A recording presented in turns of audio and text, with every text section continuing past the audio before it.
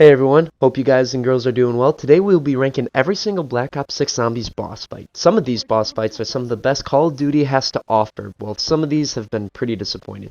We are going to be ranking these boss fights based on 4 categories. Number 1 is the challenge and the difficulty. Is this stupidly difficult or is this boringly easy? Because if that's the case, really no point of playing this boss fight. Number 2 is the arena. Although you can have a great boss fight, the arena can be a little lackluster and it can kind of take you out of the game. Number 3, the main point of why I'm making this is the boss fight in general. How fun is the boss? Is it creative or is it just very boring, pointless, and they just kind of threw it in there last second? Number 4 is the fun factor. How much fun do you have playing against the boss? Do you want to do the main Easter egg so you can go up against the boss? Now, with Black Ops 7 only being a month away, I think we should have more boss fights like the top 3 that I have in this list, and without further ado, let's get into it. Coming in at number 7 is Liberty Falls. This was also my map from ranked worst to best in general. This isn't really even a boss fight. You fight a bunch of zombies, a few manglers come in, then the boss mangler spawns, and an abomination. Once you kill the abomination, you immediately go down into the cutscene. Sometimes there's a glitch where you kill every zombie. There's still one outside of the arena of Pack-a-Punch, and you cannot kill it. You have to restart your game. So even with this being the worst boss fight, it is even buggier than any other map, which makes it even worse. The boss mangler and abomination isn't even that much more difficult than the abomination and mangler you trapped in the LTG canisters. And I want to say every single boss fight I have gone up against, I've died on the first try because I was trying to figure out the boss's weakness, the strategy for it, and just to get an overall feel of the arena. This might be the only boss fight in Zombies history where I have not gone down on the first time, and I don't think I've ever gone down doing this boss fight. It's one of the easiest boss fights of all time, going in with the Shadow Man of Shadows of Evil and Revelations, which again really aren't even boss fights either. The arena, very disappointing. You don't get taken anywhere or transported. You stay in the room you went in with Pack-a-Punch. I get that this is a casual map, but this quote-unquote boss fight was a huge disappointment, and I would rather play any other map to fight the boss. I give this map a 2 out of 10, or the boss fight. Coming in at number 6 is the Tomb. A jump in terms of quote-unquote boss fights, but not by much. This boss fight is more traditional with actual health bar and have to go up against a series of rounds, each becoming harder than the next, but you don't really fight a boss. It is literally a sentinel artifact that takes over zombies. Now, for the first 3 stages, it is very simple, especially if you have the ice staff. You lay in the middle of the ground and you use your charge shot. That's it. Until the sentinel artifact changes colors and stops shooting lasers, then you shoot with a non-wonder weapon. If you shoot the artifact with a wonder weapon, it will not take damage. Then, after the sentinel artifact will begin to fuse with different boss zombies that you will have to shoot and kill. Once you kill those quote-unquote boss zombies, you can then shoot the vulnerable sentinel artifact, and it will then fuse with a different boss zombie, and you do that for about 3 more stages until it spawns upstairs by the door, and you shoot it until the health bar is completely empty. Again, in terms of arena, it is better than Liberty Falls, but not by much. Going across a walkway was pretty cool, and it is an open boss fight, sort of, and with there being 2 levels, if you have multiple people you're playing with, it can be a good way to not trap each other if 2 people are on the top and 2 people are at the bottom. But the bottom floor is the best spot to train, hands down, because when the lasers go across the bottom and the top, there are certain places at the bottom where the lasers cannot hit, so being at the bottom is just better, and if all 4 of you can just run in a circle, it's really not that hard. At first, when I completed this boss, I thought it was stupid difficult, and there was actually a hand cannon glitch where if you shot the hand cannon, then took out your ice staff immediately, it did the hand cannon's damage, which was just insane, and I still had trouble with it after, and my friend still had trouble, but after playing this map again and completing the boss fight more recently within the past month, I thought it was much easier. It may be because I was playing solo, but still, everything about this map, I would play almost every other boss fight, and I would give the Tomb boss fight probably a 4.5 out of 10. Coming in at number 5 was Sam. Originally, she was probably in my top 3, and after writing all the pros and cons, she dropped from number 3 to number 5. Now, when I first played against her, I died, I think, twice, but once I learned her strategies, she became very easy. The first 2 times that I died, it was a little scary, and I was like, wow, we actually have a challenging boss fight, but the first stage, she shoots these little shockers while you try to run away. She spins and she will shoot the shockers again, and you have to stay in the middle for the first stage and kill zombies. The laser stage is where she will be vulnerable short after. You have to hide until she is done trying to shoot you, and you have to shoot these 4 little glowing beams. Once you shoot all the glowing beams, you shoot her in the eye where she will take significant critical damage. When she leaves in the portal, you then have to complete a SAM trial, and if you complete the SAM trial, you get a free perk. But if you fail, you will be punished with maybe your nerf in guns, or you lose ammo consistently.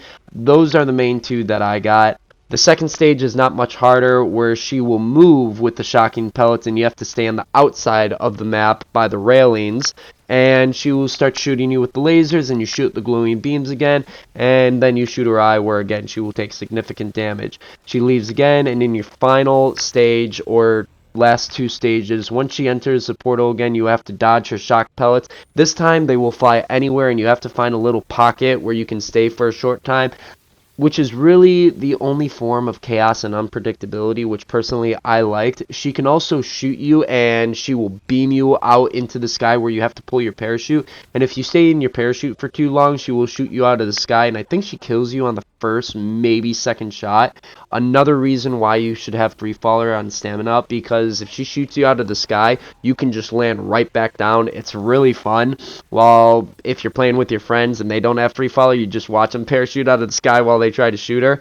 Her moves are very predictable and formulaic, which kind of ruins the boss fight, because once you defeat her for the first time, she becomes very easy to kill, and it is borderline boring. The arena is very cool, that you are in the towers, you get sent to the roof. You also fight Richtofen and Samantha. I do like being out in the open instead of an enclosed arena, just a lot cooler, and there is more to see. The more I go up against her, the less fun I have each time. I think I've done her 4 times, maybe 5 times completing her, and each time I just have less and less fun. I know exactly what to do, but I do like the cutscene of killing Sam more than killing Richtofen, because I like seeing Richtofen reuniting with his family. Overall, I would give the boss fight maybe a 5 out of 10, but when I first completed it, I would probably rank it higher with a 7 or 8 out of 10. Unfortunately, it just becomes too predictable. Coming in at number 4 was Patient 13. Now, if this was the beginning of BO6's life cycle, this would be placed higher, maybe even number 2, but with how easy this boss fight has become, I unfortunately have to put this lower. Before the addition of the Maelstrom, the DM10, the AMR, and the perk Double Tap, this map used to be a good challenge. But now, you can even down the boss fight and take off 2 stages if you're quick. Some speedrunners take off like 90% of the damage in the first go of it, which is just insane in my opinion. But if you're at all a decent zombies player, and you should be if you're completing the Easter egg, you will have no trouble with this boss fight.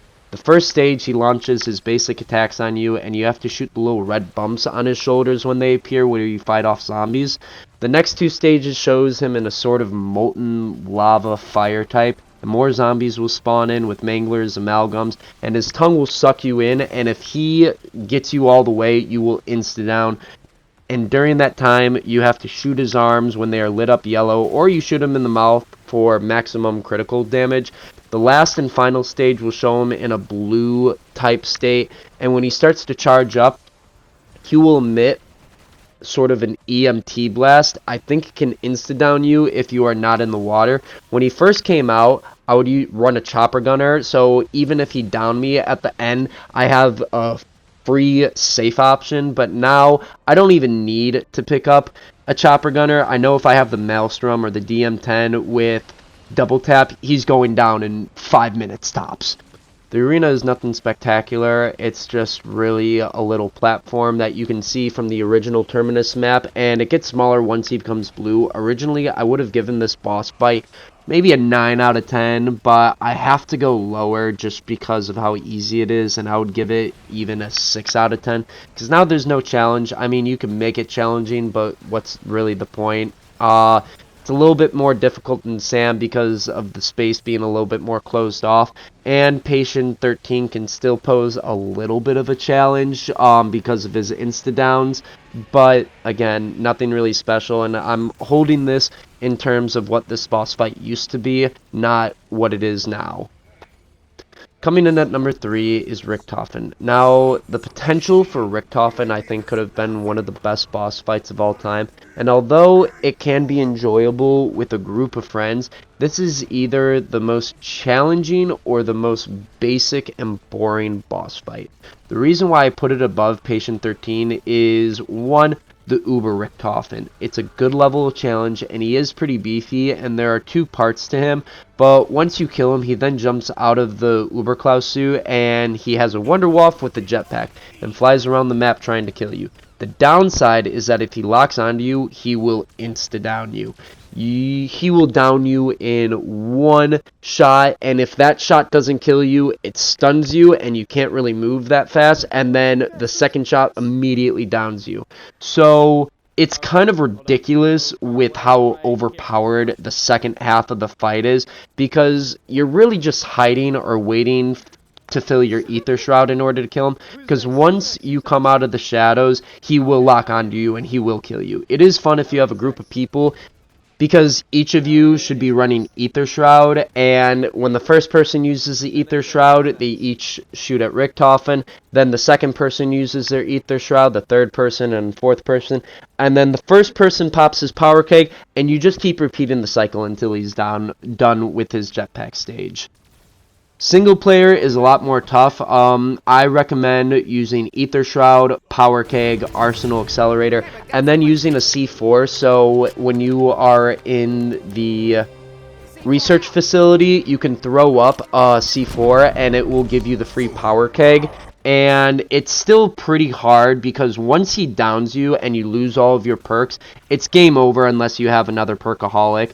I do like this cutscene less, as well as once you kill Richtofen, Sam then transforms into a human. Her eyes glow up purple. Nothing really spectacular. I know we're not really ranking the cutscene, but I would just rather prefer the cutscene of killing Samantha. Also, the arena is the exact same as Samantha. Overall, I would give this fight maybe a 6.5 out of 10 because I do like the Uberklaus Richtofen, but the regular Richtofen can just be a little borderline unfun because of how difficult it can be. Coming in at number 2 is the Guardian. Now, the Guardian offers a serious challenge and is one of the best boss fights of all time in the zombies community. I get nervous sometimes about going up against him. For the most part, I think I can beat him, but there are some times where he can get the best of me. You can't even use any score streaks, really, besides Death Machine or the Sentry Turret, if you want to do some good damage on him, because the Chopper Gunner doesn't even work in this arena because you get transported into this underground, almost hell-like molten lava area where you are in his stage. Now, if you completed the Easter egg, congrats, because that Easter egg takes a fat minute. But the Stone Golem, first he stomps his feet, and there is little warning where he will step or where he will jump.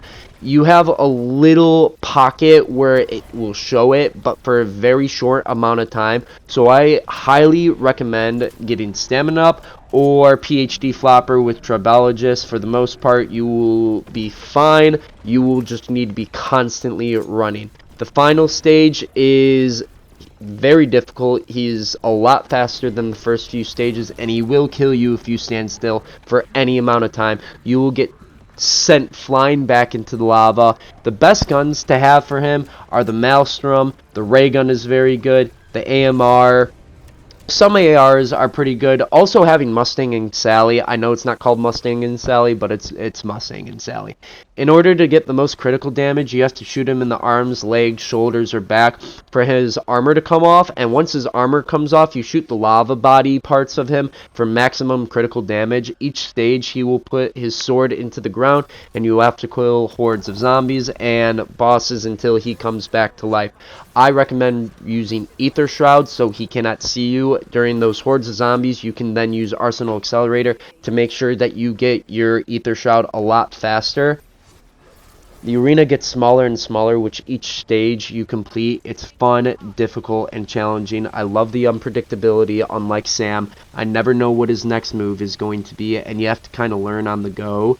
The biggest nitpick I have of the map is the arena. I know a lot of people do like the arena. Like I said earlier, though, I do like open maps, and this is kind of a closed-off arena. I do like the lava fall, and that you get transported into another place, and the little opening when you look up the top, it just seems really dark, but then there's a little opening to make sure that you can defeat him. I do love this boss fight and believe it is one of the best boss fights of all time. I would probably go to an 8.5 to 9 out of 10 for this boss fight. Coming in at number 1 is the Z-Rex. I know some people might like the Guardian better. I personally like the Z-Rex a little bit more. And if you guys didn't watch my previous video, I had this map ranked to number 1. I love this map. I love the Easter egg. And the first time playing this map and seeing the statue of the Z-Rex, you looked at your friends and you're like, this is going to be an awesome boss fight. The Z-Rex comes to life and you get thrown into arena and your car is absolutely totaled. Richtofen is on the outside of the arena. And you have to run around avoiding the Z-Rex, and if you see the yellow zombies, do not shoot them. Let the Z-Rex eat them, and then shoot his stomach for maximum critical damage. When he jumps onto the surface for a short amount of time, you can shoot at him until he is immune. So that is a good way to take some damage off for the next stage. And if you shoot his eyes, you can also get critical damage. The best guns that I recommend on here are the AMR and the blue ray gun variant. The first couple of stages, I'm not gonna lie, are a little easy. He is a little slow, and if he does see you, he can speed up and he can hit you with his tail, but he's not sprinting towards you, and his attacks are all the same kind of throughout every stage. The final stage is obviously the hardest, and he is very fast, and that is where the challenge really starts.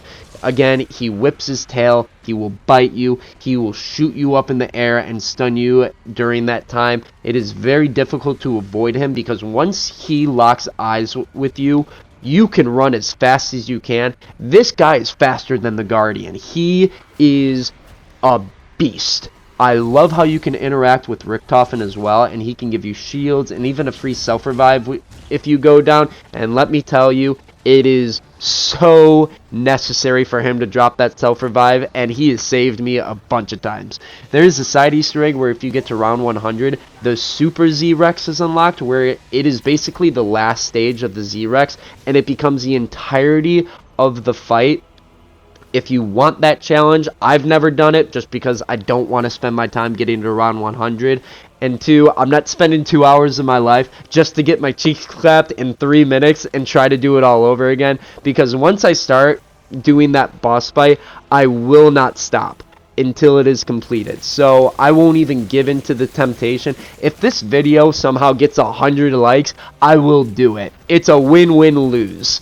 The arena of this map is open, which again I love and I like personally more than the Guardian arena. I love the big boulders that if you try to run around, even if he locks eyes with you and you try to run around the big boulders, he will still find you. And it's easy to cut corners if he is chasing you in the final stage. This is what every boss fight should follow, and there really shouldn't be a clear-cut strategy to the fight. It should be based on how powerful your guns are, how quick you are, how fast you can shoot the zombies out of your way to temporarily kill the boss. There should be a little strategy involved with how you might want to use your guns or how you want to use your score streaks or your Ether Shroud, but I love this boss fight, and I think that there should be more boss fights like this in BO7.